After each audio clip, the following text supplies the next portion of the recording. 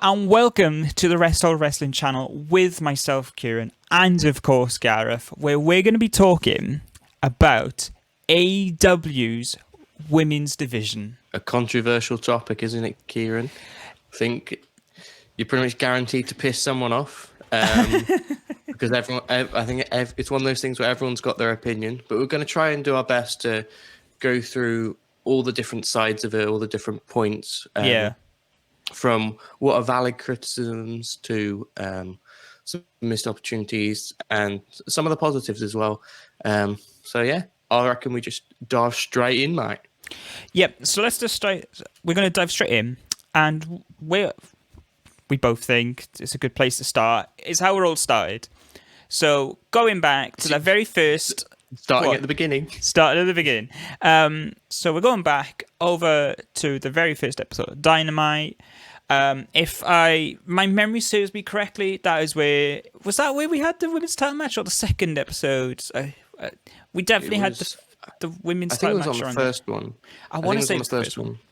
Yeah. I want to say in the first one, and that was Riho Nyla Rose. Yeah, cool. Yeah. Their first match. And from that moment, me and you, although a little bit of a tangent, but from what me and you thought of that match, it was kind of a weird one, if I remember correctly, purely because Riho was quite dominant, if I remember correctly, and we sort of imagined the match playing out more in its sort of in consideration of the physical differences between the two. You'd expect Nyla to be more dominant and Riho to be the plucky babyface in using her agility and speed and getting opportunities within the match. I think that was their first mistake in that. Like, for example, if you'd started off the AEW men's singles championship with Jungle Boy versus Lance Archer, who wasn't there, but for example, you wouldn't have seen Jungle Boy dominate that match. And it's one of those things where it's just like it immediately kind of undercut the women's division, and I think was a weird place to start in terms of that division. But like when you looked around the roster, there were definitely two of the standouts. So in terms of like the talent, it definitely wasn't. It was just it was a weird match. It was the right match, just the wrong the wrong way it played out. It was just wrong. It was just it didn't make a whole lot of sense. They did have a match afterwards, which I think we both preferred. It was brilliant. But then as we've seen from previous events in Dynamite moving forward, we then see introduction of other talent heading to AEW. So, of course, we've had the ones like Ali. We've had the likes of Emi Sakura coming along. Britt Baker, of course. Hikaru Shida, obviously, given that she's champion right now. Chris Statlander wasn't long coming in. Penelope Ford was there in the beginning. I remember in AEW's, when it was in its infancy, it was Penelope Ford, Britt Baker, and Brandy Rhodes. They were the three women immediately that were sort of affiliated with the company from the moment going forward. Then we saw people like Shana, and of course the likes of people across overseas. So the guys like, the gals like Riho Sakazaki, as I previously mentioned, Emi Sakura, and even the likes of those in the UK. So there, your Bea Priestley's. I want to say we had, was it Jamie Hayter? I think we had her. She was on a show or two, yeah. She was on a show or two as well. She was popping along, wicked as always. And so already, from that point, listing that amount of talent, in regards of profile, in regards of popularity, there's a lack of. On the independent scene, yes, absolutely. Yeah. People are well aware of Riho. People, I'm sure, are well aware of Penelope Ford to some extent, because I know she's done her rounds of amazing stuff around the indies as well, prior to the AEW, of course. Yeah. And amongst the others. But in terms of actual profile, actually, let's talk WWE, let's talk the bigger sort of promotions at the time before AEW's formation. Yeah. There's a lack of. There's not a John Moxley. There's not there's not a Chris Jericho. There's not someone you can instantly take in and that person be the backbone of that respective division. Yeah, it was one very much where most of them were on like a level playing field, which is a weird dynamic to have within a division. Um, I think they had a couple who were in WWE, like Brandy Rhodes was obviously there, but she was mostly a ring announcer. But none of them ever had a serious run there. So there were people who might have been in the performance center for a little bit or whatever. Some people who, Britt Baker had a tryout, things like that. But no one who ever had a serious run. I think their most established women's wrestler was Ali, who is a two-time knockouts champion in Impact. That is like, again, when you compare it to the men's division, the star power isn't the same. The makeup of the division isn't the same, because you had immediately had it played out with the men's and the tag divisions, and that you had people like Omega, Moxley, Jericho immediately there for that singles division. Obviously, Omega and Hangman went into the tag division. That's a separate point. But and the tag division is the same. You had the Young Bucks, Lucha Brothers, Proud and Powerful, very established tag teams. And then you had others like Jurassic Express and Private Party, who were there immediately. You knew they're lower down the card, but they're exciting talent nonetheless. You didn't really have that immediate structure either.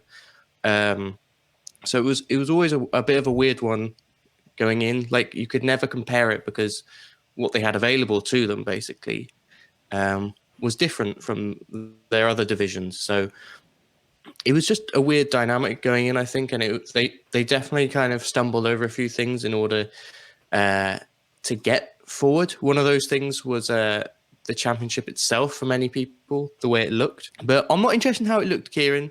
What are your thoughts on how it was booked? First of all, again, very personal opinion here. Like, I'm not going to speak for you on this, but I don't think Riho was the right person to have the title. Okay. Yeah.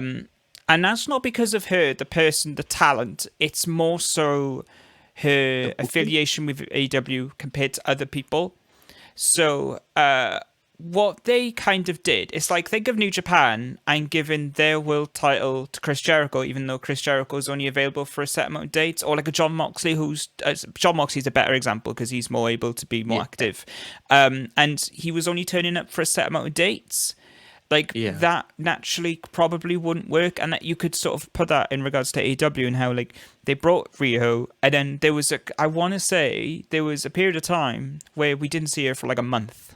This was pre-pandemic, of course. We're talking like November, December time, and it was no good, because especially, and it's kind of getting really, because for someone of Riho's talents, you'd love to see more of, but we didn't get to see that. And I think as a whole, like, the women's, I wouldn't say the whole women's division suffered massively, but certainly didn't benefit from it. And so I think she was probably the wrong person to have it in the first place. I do think there was a bit of favoritism. I think it's fair to be critical. I think there was a bit of favoritism there, given that we are aware of Kenny Omega and his the fact that he has control to a certain extent over the women's division. And obviously Riho is a very good friend of his. So I do think there was, I'm assuming here, but I get the feeling that there was a bit of favoritism there, and it was probably the wrong thing to do at the time. I say probably. I'm firmly in the camp of it was the wrong thing to do, but they did the right thing afterwards. Then they put it on Nyla Rose, the place where it should have been from the beginning. I think we're in agreement with, in terms of Nyla Rose looking like the more the biggest star. And I don't mean star isn't quite literally the word star, because I think when I think star, I think John Moxley. I think the guys that do move the needle in regards to viewership. You know, those. When I think of stars, I think of those kinds of people. But I mean, as someone who has the most potential, who's already on near that path of getting there, the closer to that end goal of being a star than the others within the division that I've seen at the time. And they ran with it. But then they didn't. Again, this is all from memory, but they didn't really do a whole lot with her. She had a very, if I remember correctly, she had quite a lackluster title reign in terms of length, in terms of matches she was having. There were issues, some of them out of their hands. So I agree. Like, it was one of those things. I remember when Riho won, you're looking over NXT and you're seeing Shayna Baszler having been a dominant champion. And then you're seeing the rise of Rhea Ripley and how that can really set a division alight. And then once Rhea Ripley won around the New Year kind of time, end of December, AEW was there kind of like, oh, yeah, we got Shanna on Dark. It's like, okay, great. And then you had like Rhea Ripley, Bianca Belair, Io Shirai, all these people, and there were more as well, Candice LeRae, people like that. All these people ready to step up, and it was just exciting because it's like, where's it going to go? And we can talk about NXT's booking of that women's division because that kind of went down a hole with Charlotte and stuff, but that's a different conversation.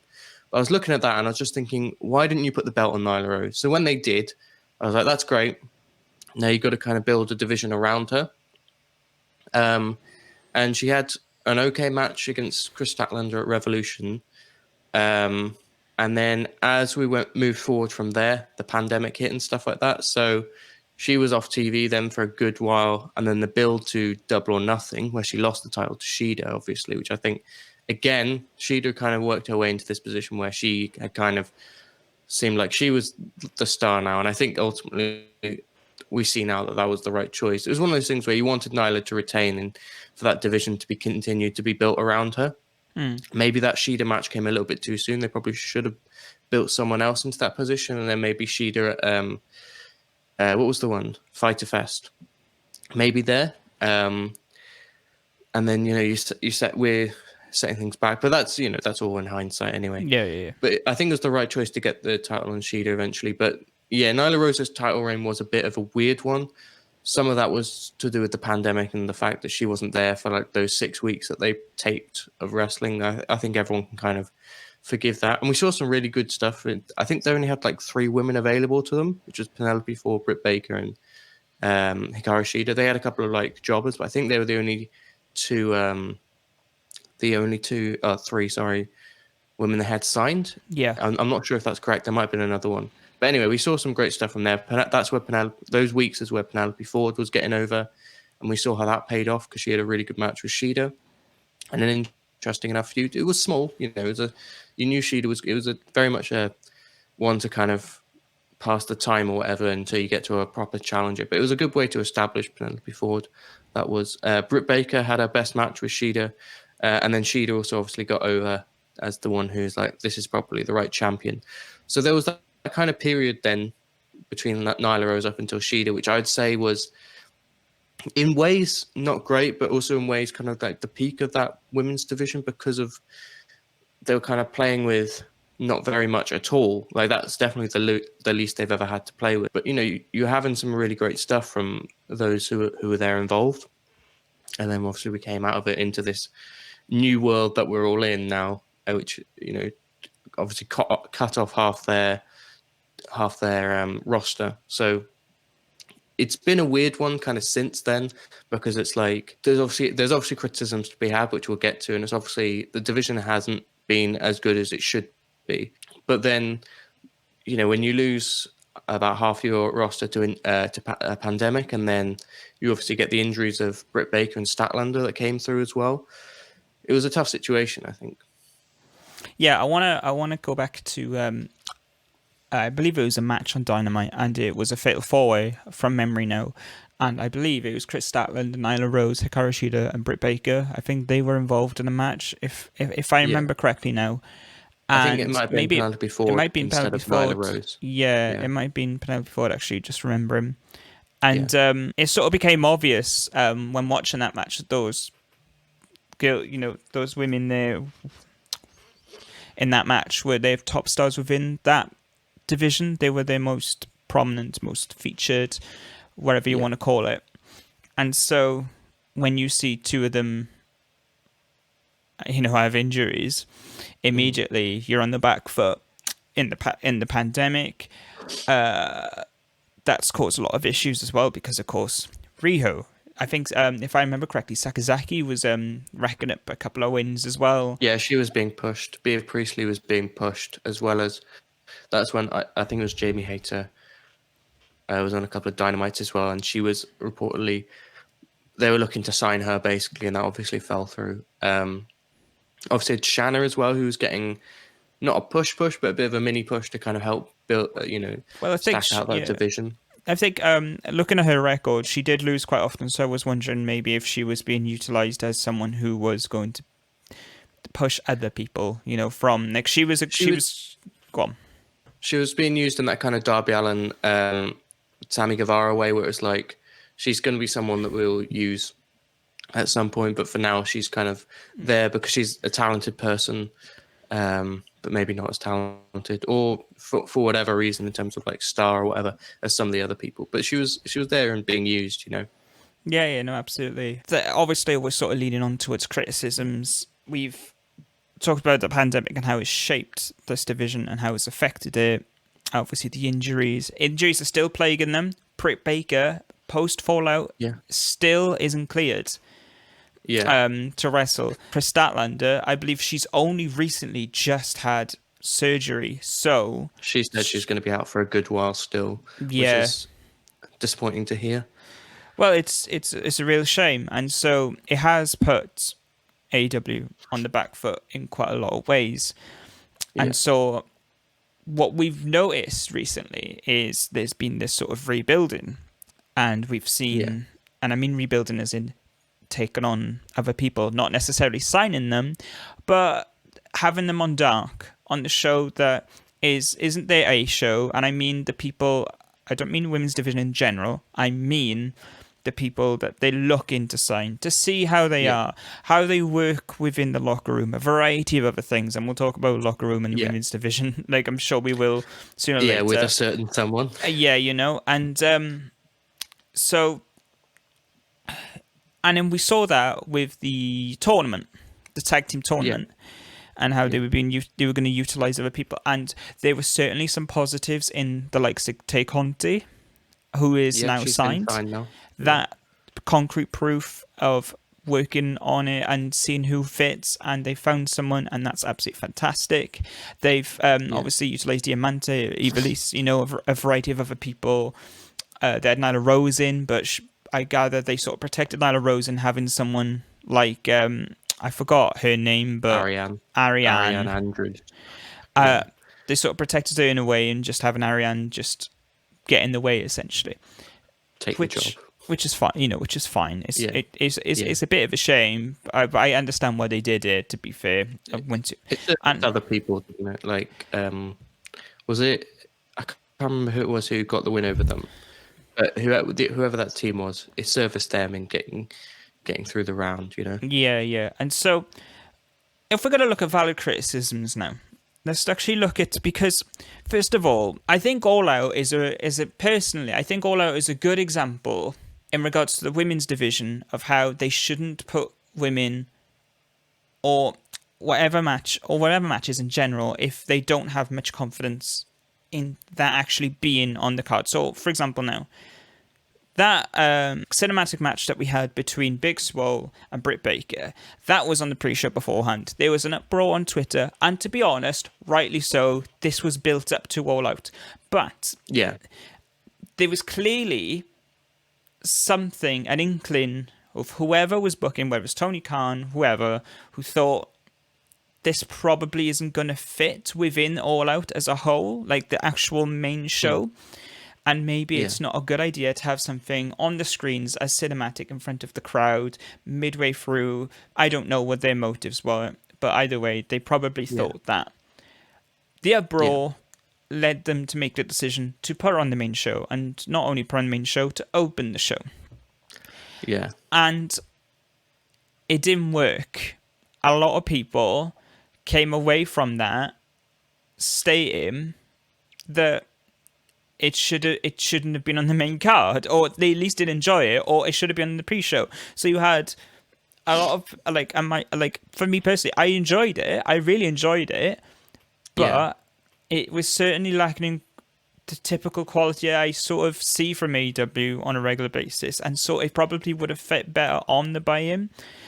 There's many matches that you could have put on the buy-in, as we talked about previously in our own time, where it was the Casino Battle Royale that could have easily been put on the 8-man, but that's besides the point. I think the main issue with that one was that it opened the show as well.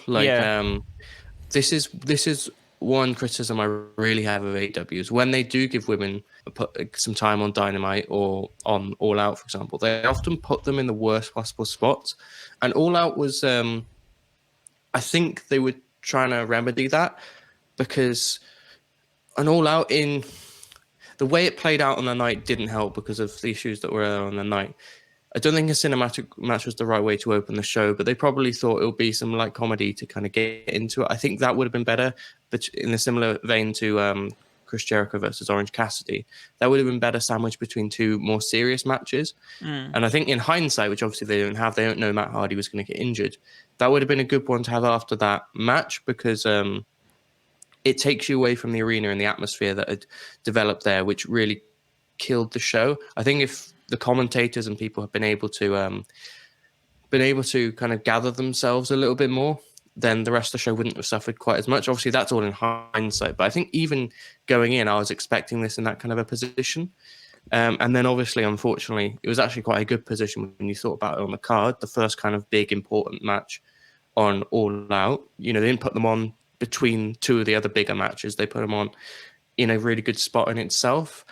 And that's something that they haven't often done on Dynamite. Often the women's segment, as it's kind of usually become just one segment, is often thrown on just before the main event, when especially the first hour in Dynamite is always like incredible. It's kind of moving.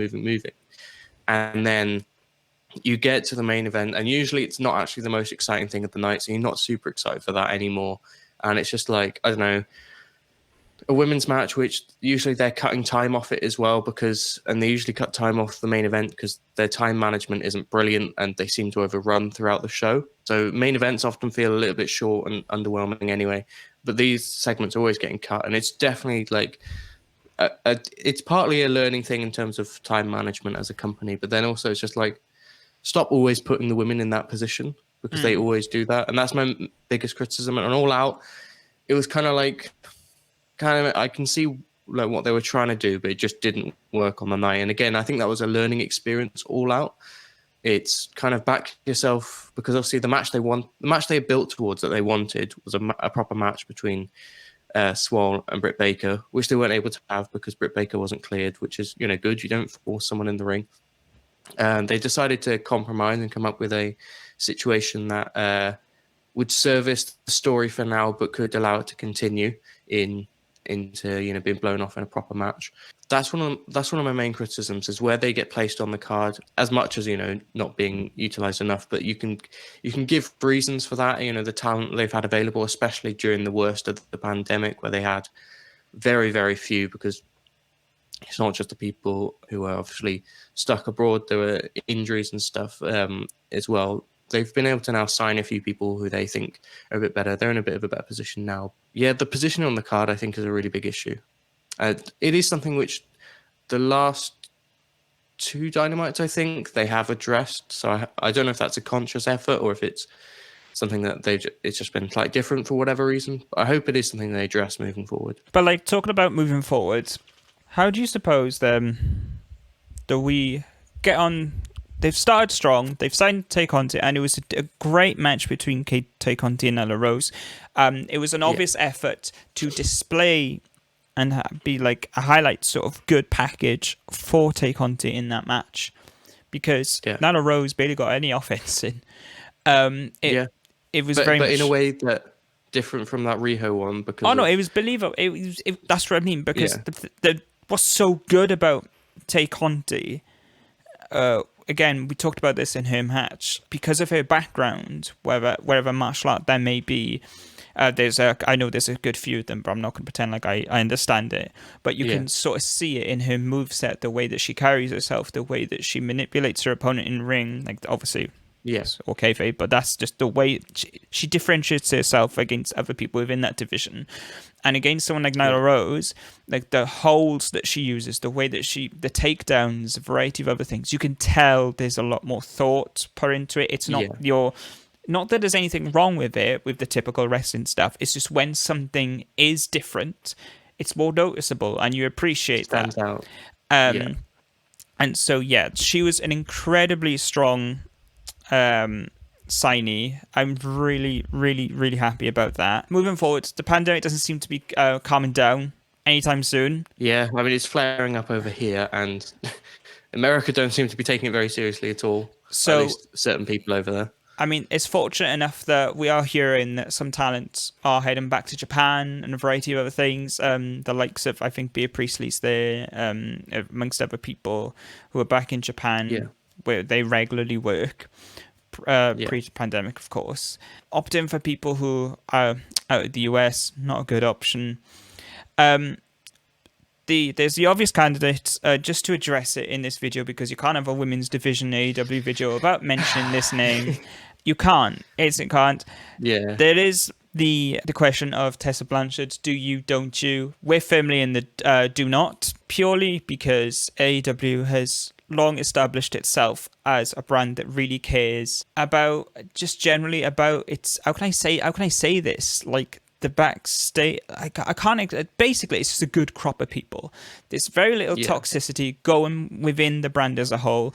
I think a huge thing with the All Out thing was that AEW doesn't tend to have these big shocker worker treatment sort of scenarios. So when one does come about, I think it does come as a bit of a shock as well. Sometimes not. I think that's very much a 1% thing of a match grander issue. But I also think like when these things don't tend to happen very often, in regards to treatment and stuff, they very much treat their talent with more respect, given they've got more freedom. We've heard about Miro; he's certainly signed and he's available to do New Japan dates, as is Brody Lee.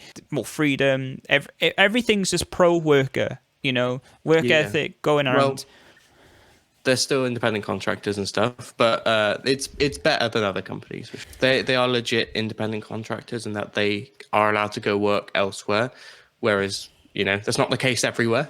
Oh no, but that's exactly it. So they are like, it's not like in a way they are and them being exploited. They're independent contractors and treated as such and allowed to do other stuff. And I think the main question mark regarding it as a whole is the health insurance thing, the doctor thing, regarding AEW, and that if you do a little bit of research on what Cody and Tony Khan has said himself, in terms of the people that are there full time, they do.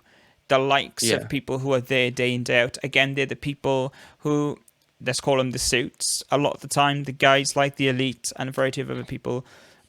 But that is there for them, apparently. That is, it's more so the people that come in every now and then, or not so often. It's those people that don't particularly get it. So, again, it's a bit of a toss-up. You never fully understand these things because we're talking about something that we don't entirely know 100% of what happens backstage, what the realities are. But basically, don't sign Tessa Blanchard. I don't care how much of a big star I don't care how much of a big star she is. I don't think, if you've got an issue with your women's division, I don't think adding someone who's only going to cause more issues than positives going forward, I don't think that's necessarily a good thing. Hell, you had the history of what she's been saying to talent back over the years, and then she's refusing to do work for Impact, even though it's like promos and stuff that she could absolutely do in her own time, and we've seen people do all across multiple companies. It's work ethic, it's attitude, and there's so much good stuff going for AEW in that regard, and I just don't think Tessa is going to add anything. Yes, it might be a little bump in people being interested, but to be honest, I just don't care for it. Their core audience as well would hate it, so you piss off a lot of people who are completely loyal to you. In terms of like names that they could sign, though, obviously we've seen Thunder Rosa crop up. We know she's still signed to NWA to an extent, but they seem to have a bit of a working relationship. We're seeing Thunder Rosa again this week coming, so that's something which I very much expect them to sign whenever she is available. And I reckon that will be her next move. At least I hope so, because she seems absolutely brilliant from what we've seen so far. A couple of other names I'd like who also aren't available at the moment, but could become so, is Deonna Purrazzo from Impact. She hasn't signed to them, and it very much seems like she's playing them to me. I think she knows. I think the reason she turned down AEW in the first place was she had an offer from Impact and thought, I can really boost my profile, and then when I join AEW, I'll be a much bigger star, rather than work my way up and kind of, sit there. And, to be honest, if you're looking at the AEW women's division and the booking, it's kind of a bit sporadic. It's really unclear. Whereas if you're looking at Impact and you're being offered the World Championship within a month of signing, or not signing, but kind of half signing. Appearing. Yeah, basically, you can understand that. So I think she's kind of playing Impact. I think she's going to end up in AEW. I think from what she said, it sounds like she just wanted to kind of find herself and not get stuck in another machine. I think she was worried about, and that's very much what she was in WWE. And people have seen the talent that she has since leaving. I think she kind of just wanted to prove herself rather than kind of go into AEW as like this, another ex-WWE person who's been given a shot. Another one is Priscilla Kelly, who is getting a divorce from Darby Allin, but they're on good terms, so there's no issue in terms of like, because I saw some people doing the old Twitter thing. There's no issue there. That's another name I'd like to see. And a couple from who are on the indies. Trisha Dora, who I've seen a bit of stuff on Twitter from. She looks really good.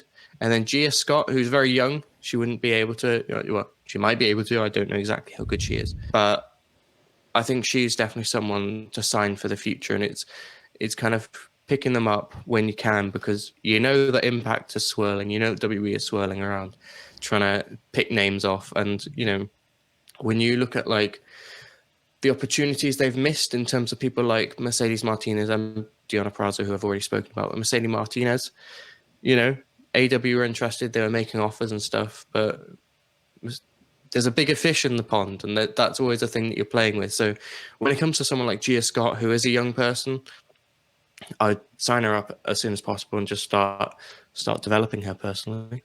But yeah, those are some other names I wanted to throw out. Obviously, we've also got Diamante and Ivelisse, who I don't think are fully signed yet, but probably should be, especially the amount of work they've put in for the company now. They kind of just deserve it just off that, if nothing else. But yeah, I'd like to see those signed as well to kind of help fill out that division a bit more. Obviously, we've spoken about TakeOnIt, who's just been signed as well. Anna Jay's also been signed. So there's women there now to develop into kind of bigger stars, and it's definitely looking like a better place than they were a couple of months ago, when they were kind of just people were injured and then half their roster was taken away and they were left with 4 or 5 different people to pick from, and trying to build unique matches and feuds off, which they did an okay job of. I think they could have utilised Swole and Penelope Ford a bit better. Yeah, I think moving forward now they're in a much more healthy position. I think they've learned. I'm hoping they've learned some of the mistakes they've made in terms of placement on the card and stuff like that, especially. But yeah. Yeah, I think a big thing here before we end this video here is it looks like very much so that it's on the up. That's yeah. But it generally does. And to be honest, you've got talented people like Anna Jay and a variety of the people in the school and stuff like that, like people along those lines, and they're obviously building for the future. If that makes any it's fairly obvious to get someone who's instantly going to make that impact. Lol joke. It's going to be difficult, but they're very much. Despite that, they've got people in that. Yes, they haven't got the years behind them experience, but they've definitely got the potential ahead of them to make a difference. And I think those are despite not getting those people that are going to make an impact, they've done really well in getting some people that really do look like they will do in the future. And you are right. I love how you say getting an impact when it's very clear there's only one woman kind of there who could make that impact. Yeah. But yeah, we've spoken about her. Yeah, but the thing is, she'll make an impact for the wrong reasons. Yeah, so, as well as probably some of the right ones. She is a talented person, but talented people can be racist too. Yeah, we know that for sure. History of wrestling will tell you that. So I'll tell you that, brother. Yeah. We didn't need more. We didn't need him in this video. But yeah. Like many things in AEW, we've had many occasions when watching Dynamite where we're just like, oh, I'm not too sure where this is going in any division, and then eventually weeks afterwards, we're like, oh, that was good. That was good, and I have faith that going forward they'll find a rhythm with the women's division, and essentially we'll be better off for it. So, yeah, I don't think let's not say they're treating their women like shit, blah blah blah blah blah blah blah. Because truth of the matter is that they are getting opportunities. Yes, on Dark, but it's again, is there anyone is there anyone properly going to make that instant impact, that instant sort of impact on a division? Is there anyone you can realistically take in that title off Shida? I've seen a lot of people saying that TakeOnIt should do it, and it's just like, this is the mentality of wrestling fans that really just bugs me, because just because someone is great on this one given little occasion doesn't mean that you should instantly just put her in a program and give her the title. The reason why me and you initially were like, oh, Shida is the one to put her on, because during the time of Nyla Rose not being away, it was Shida that was time in, time again, like each and every week was putting in the best performances and the most reliable performances, and that is what this division needs, is reliability. It needs just look at the way NXT have booked their women's division. They never hotshot someone to that championship. Well, Rhea Ripley, but she clearly had the talent and she'd been in NXT UK for ages. But generally speaking, they don't hotshot someone to the title, and it's always a very strong champion. If it's a babyface, it's someone who's really had to grind for it in kayfabe. Someone like an Io Shirai, a Kairi Sane. Io Shirai, kind of a babyface now. But, it's someone who really had to put in the work. Like Candice LeRae, we were thinking, oh, she's going to be a great babyface champion one day. She's obviously turned heel now. But those kind of things, like NXT kind of builds over a long time their babyfaces. And then you generally have someone like a Shayna Baszler or someone who's the head of that division, on and off. But two championship reigns for like 2 years or something. And it's just like, that is the way to do it. And I think NXT have proven that. Obviously, I think their booking recently has been a bit strange, but they've still shown over the last few years how to do a women's division. I don't know how Impact do it, but that's definitely, for me, the best way to do it. Have a strong champion and build people around that. And then from out of that, you'll find the biggest stars will emerge. You don't just go, oh, Ty Conti's had a good match, let's hotshot her to the championship, That's not question her talents. It's just a way of thinking. It's have multiple programs, let them expand their character, develop all that sort of stuff, and from that moment forward, maybe a year or so, see where things are. And I know I said like Shida, it was like a month or so of her just doing it, and then immediately you just thought, okay. So it was a month of her doing good work, and then you thought, but she was doing this from the very beginning. Yeah, she was. It was a month of like, this is the next champion. But then before that, there were a good few months. And obviously, she's someone very experienced, whereas Ty Conti is, I think, 23. She is 30, 31. Like, you've also got all those years in Japan to kind of prove how good she is. So, but yeah, I think that's it. I think we've touched on most things. I'm sure there's things we missed because there's so much to this conversation. But as always, drop your opinions in the comments. Everyone's got one. Drop that. Rightly I think it's an interesting discussion for sure. I just want to put this out there. They're not doing as well as they should do. They're maybe not doing as well as they even could do, but I think it's on the up. That's my faith in them, maybe. But but that's my faith in them as well. And are we AW marks? Yes. You could make an argument that we are. Honestly, just to be unbiased, yes, probably. I say probably, we are. We watch.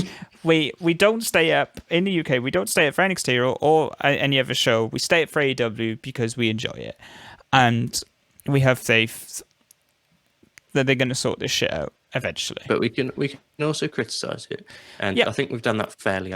Right criticisms, that's the most important thing. It's the right way to criticize. It's not just barraging them with how shit they are. It's like, let's talk about what's good. Let's talk about what they can work on. Let's talk about these little things that they really need to focus on. Where's Tesha Blanchard? It's never going to be the case of signing person A, B, C, and immediately everything's going to work out and it's going to be great. Because I've seen that way too often, and that's a stupid way of looking at it. It's attitudes about your division. Because the truth is, they could stick with the people that they've got for the time being now, and they can still put on some great stuff. It's just having more people would benefit. By the way, that's been 40 minutes or so of us chatting about the AEW women's division. As Gareth said, if you have any opinions, which I'm sure you've got, put them down in the comments section. If you don't like our opinions, Tell then us. tell us. But if you did enjoy this, obviously, if you've enjoyed this and watched all of this, then absolutely, if you wouldn't mind, please subscribe. All that sort of typical YouTube shit. But either way, thank you for joining us, and we'll see you next time. Take care. Bye-bye.